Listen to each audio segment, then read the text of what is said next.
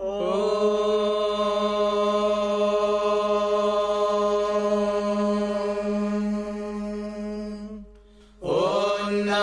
भगवते रुद्राय। ॐ नमस्ते रुद्रमन्यव उतोत इषभे नमः। नमस्ते अस्तु धन्वने बाहुभ्यामुत ते नमः। यात इषुः शिवतमा शिवम् बभूव ते धनुः। शिवा शरव्याया तवतया नो रुद्रमृडया। या ते रुद्रशिवा तनूरघोरा पापकाशिनी। तया नस्तनुवाशन्तमया गिरिशन्ताभिचाकशीः। यामिषुम् गिरिशन्तहस्ते बिभर्ष्यस्तवे। शिवाङ्गिरित्रताम् कुरु माहि गुंसीः पुरुषम् जगत्। शिवेन वचसा त्वा गिरिशाच्छावदामसि। यथा नः सर्वमिज्जगदयक्ष्मगुम् सुमना असत्। अध्यवोचदधिवक्ता प्रथमो दैव्योऽभिषक्। अहीगुश्च सर्वान् जम्भयन् सर्वाश्च यातु धान्यः। असौ यस्ताम्रो अरुण उत बभ्रुः सुमङ्गलः। ये चेमागुम् रुद्रा अभितो दिक्षु श्रिता। सहस्रशो वैशागुम् हेड ईमहे। असव्योपसर्पति नीलग्रीवो विलोहितः। उतैनम् गोपा अदृशन्नदृशन्नुदहार्यः। उतैनम् विश्वा भूतानि सदृष्टो मृडयातिनः। नमो अस्तु नीलग्रीवाय सहस्राक्षाय मीढुषे। अथो ये अस्य सत्त्वानो हन्तेभ्यो करन्नमः।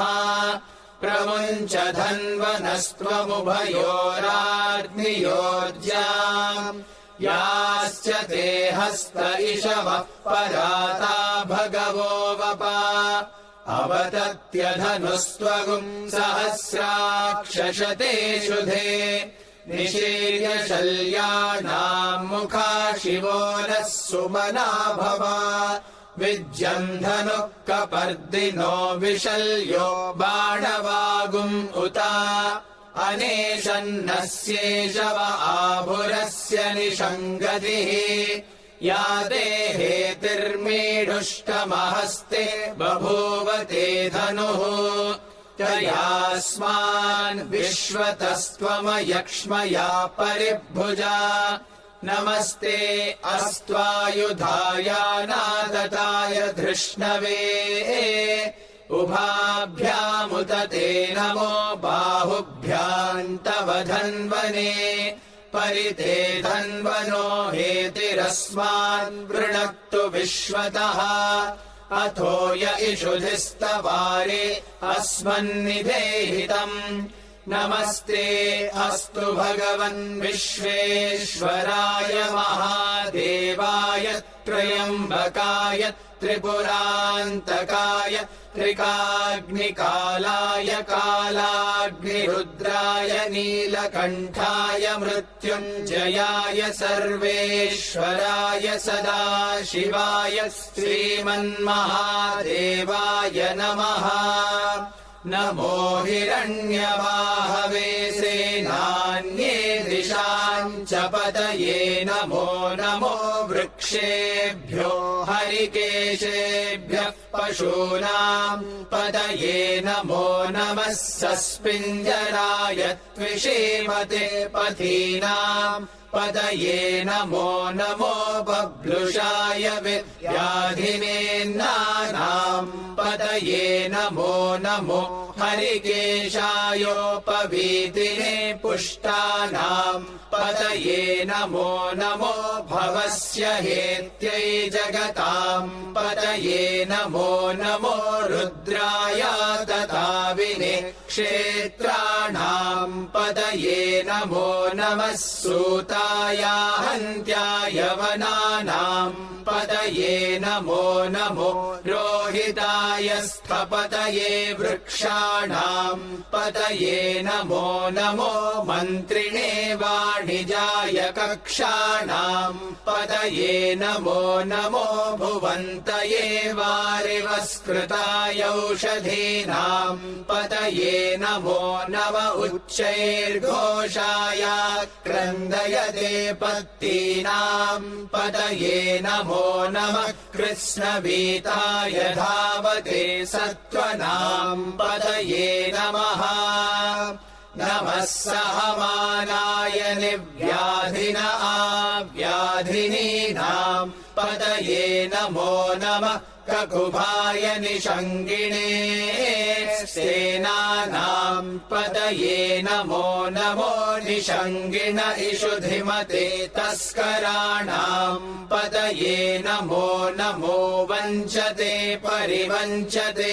स्तायूनाम् पतये नमो नमो निचेरवे परिचरायारण्यानाम् पतये नमो नमः सृकाविभ्यो जिघागुंसद्भ्यो मुष्णताम् पतये नमो नमोऽसिमद्भ्यो नक्तञ्चरद्भ्यः प्रकृन्तानाम् पतये नमो नम उष्णीषिणे गिरिचराय कुलुञ्चानाम् पतये नमो नम इषुमद्भ्यो धन्वाविभ्यश्च वो नमो नम आतन्वानेभ्यः प्रतिदधानेभ्यश्च वो नमो नम आयच्छद्भ्यो विसृजद्भ्यश्च वो नमो नमोऽस्यद्भ्यो विद्यद्भ्यश्च वो नमो नम आसीनेभ्यः शयानेभ्यश्च वो नमो नमः स्वपद्भ्यो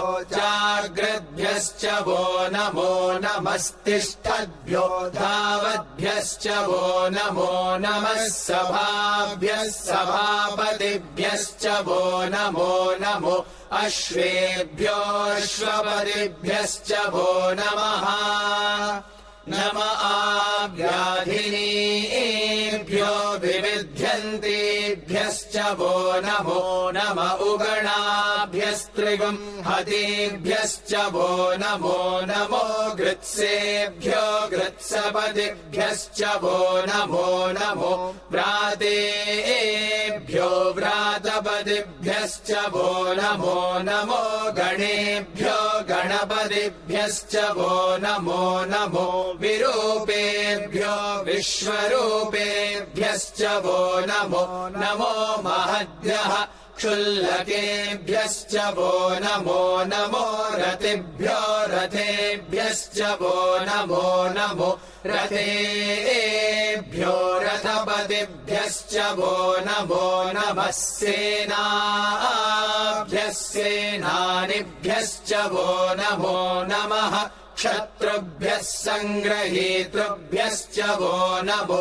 नमस्तक्षभ्यो रथकारेभ्यश्च वो नमो नमः कुलालेभ्यः कर्मारेभ्यश्च वो नमो नमः पुञ्जिष्ठेभ्यो निषादेभ्यश्च वो नमो नम इषुकृद्भ्यो धन्वकृद्भ्यश्च वो नमो नमो मृगयुभ्यश्वनिभ्यश्च वो नमो नमश्वभ्यश्वपरिभ्यश्च वो नमः नमो भवाय च रुद्राय च नमः शर्वाय च पशुपतये च नमो नीलग्रीवाय च शितिकण्ठाय च नमः कपर्दिने च व्युक्तकेशाय च नमः सहस्राक्षाय च शतधन्वने च नमो गिरिशाय च शिपिविष्टाय च नमो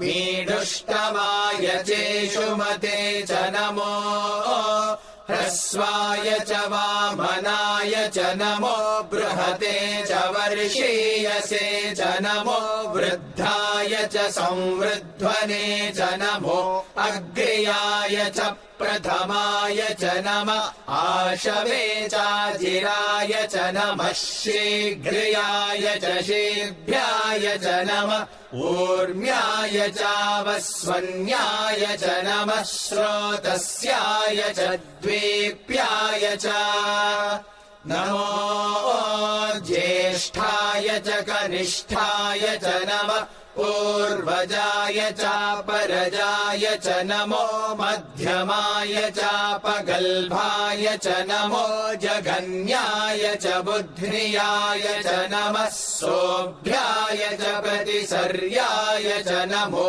याम्याय च क्षेम्याय च नम उर्वर्याय च खल्याय च नमः श्लोक्याय चावसान्याय च नमो वन्याय च कक्ष्याय च नमः श्रवाय च प्रतिश्रवाय च नमः आशुषेणाय चाशुरथाय च नमः शूराय चावभिन्दते च नमो वर्मिणे च वरूथिने च नमो बिल्मिने च कवचिने च नमः श्रुताय च श्रुतसेनाय च नमो दुन्दुभ्याय चाहनन्याय च नमो धृष्णवे च प्रमृषाय च नमो दूताय च प्रहिताय च नमो निषङ्गिणे चेषुधिमते च नमस्तीक्ष्णे शवे चायुधिने च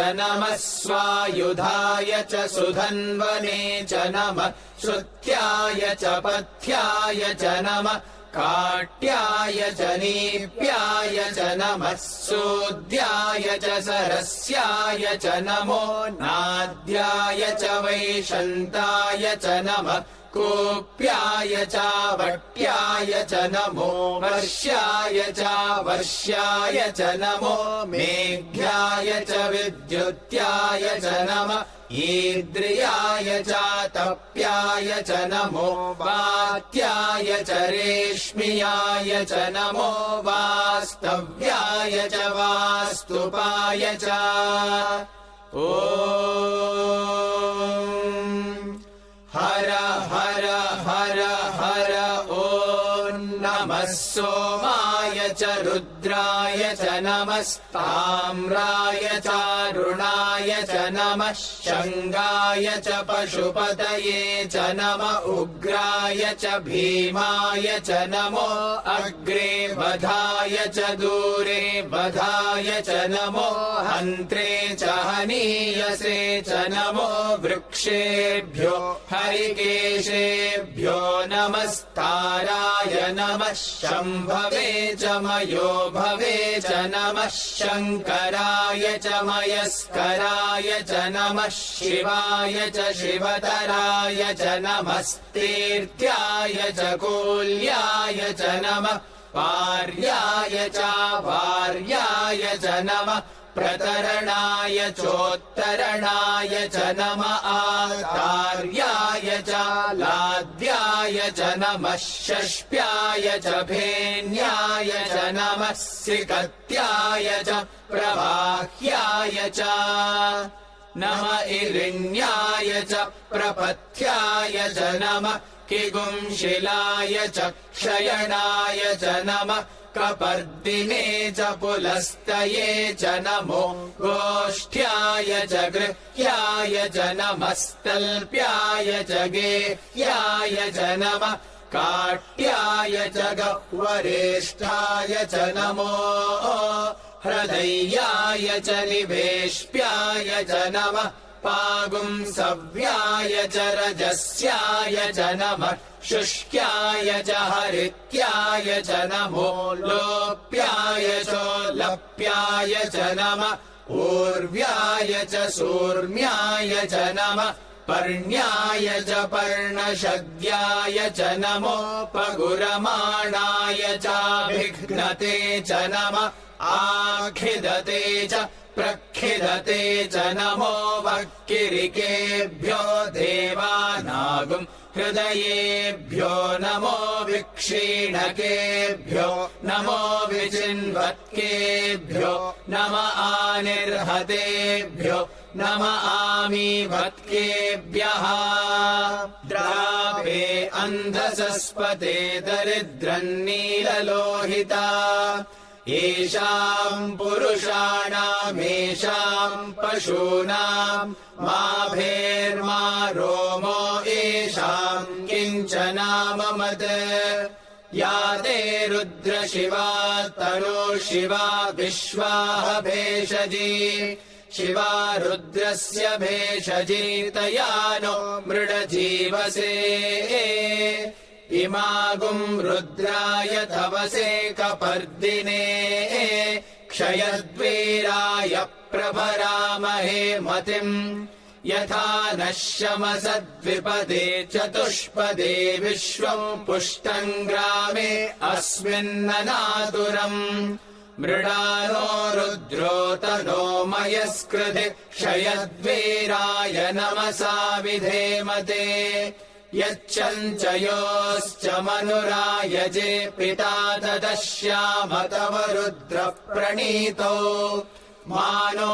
महान्तमुतमानो अर्भकम् मान उक्षन्तमुतमान उक्षितम् मानो वदेः पितरम् मोद मातरम् प्रियामानस्तनुवो रुद्ररीरिषः मानस्तोकेतनये मान आयुषि मानो गोषु मानो अश्वेषु रीरिषः वीरान्मानो रुद्रभामितो वधीर्हविष्मन्तो नमसा विधेमते आरात्ते गोघ्न उत पूरुषग्ने क्षयद्वीराय सुम्नमस्मेते अस्तु रक्षा च नो अधि च देव ब्रूह्यधा च नः शर्म यच्च द्विबर्हाः सुहिश्रुतम् गर्तसदयुवानम् मृगन्न भीममुपहत्नुमुग्रम् मृडाचरित्रे रुद्रस्तवानो अन्यन्ते अस्मन्निवपन्तु सेनाः परिणो रुद्रस्य हेतिर्वृणक्तु परित्वेषस्य दुर्मतिरघायोः अवस्थिरा मघवद्भ्यस्तनुष्वमीढ्वस्तोकायतनयाय मृडया मीढुष्टमशिवतमशिवो नः सुमना भव परमे वृक्ष आयुधम् निधाय कृत्तिम् वसान आचर पिनाकम् बिभ्रदागहि विकिरित विलोहित नमस्ते अस्तु भगवः यास्ते सहस्रगुम् हेतयोऽन्यमस्मन्निवपन्तु ताः सहस्राणि सहस्रधा बाहुवोस्तव हेतयः तासामीशानो भगवः पराचीनामुखाकृधि सहस्राणि सहस्रशो ये रुद्रा अधिभूम्याम् तेषागुम् सहस्रयोजने वधन्वानि तन्मसि अस्मिन्महत्यर्णवेऽन्तरिक्षे भवा अधि नीलग्रीवाशितिकण्ठाः शर्वादः क्षमाचराः नीलग्रीवाशितिकण्ठादिवगुम् रुद्रा उपश्रिताः ये वृक्षेषु सस्पिञ्जरा नीलग्रीवा विलोहिताः ये भूतानामधिपतयो विशिखास कपर्दिनः ये अन्नेषु विविध्यन्ति पात्रेषु पिबतो जनान् ये पथाम् पतिरक्षय ऐलभृदायव्युधः ये तीर्थानि प्रचरन्ति शुकावन्तो निषङ्गिणः य एतावन्तश्च भूयागुंसश्च दिशो रुद्रावितस्थिरे तेषागुम् सहस्रयोजने वधन्वानि तन्मसि नमो रुद्रेभ्यो ये पृथिव्याम् येऽन्तरिक्षे ये दिवि येषामन्नम् वातो वर्षमिषवस्तेभ्यो 10 प्राचीर्दश दक्षिणा 10 प्रतीचीर्दशोदीचीर्दशोर्ध्वास्तेभ्यो नमस्ते नो मृडयन्तु ते यम् द्विष्मो यश्च नो द्वेष्टितम् भोजम्भे दधामि त्र्यम्बकम् यजामहे सुगन्धिम् पुष्टिवर्धनम् उर्वारुकमिव बन्धनान् मृत्योर्मुक्षीयमामृतात् यो रुद्रो अग्नौ यो अप्सु य ओषधीषु यो रुद्रो विश्वा भुवनाभिवेश तस्मै रुद्राय नमो अस्तु ये ते सहस्रमयुतम् पाशा मृत्यो मर्त्याय हन्तवे तान् यज्ञस्य मायया सर्वानवयजामहे मृत्यवे स्वाहा मृत्यवे स्वाहा प्राणानाम् ग्रन्थिरसि रुद्रो मा विशान्तकः तेनान्येनाप्यायस्व नमो रुद्राय विष्णवे मृत्युर्मे पाहि तमुष्टुहि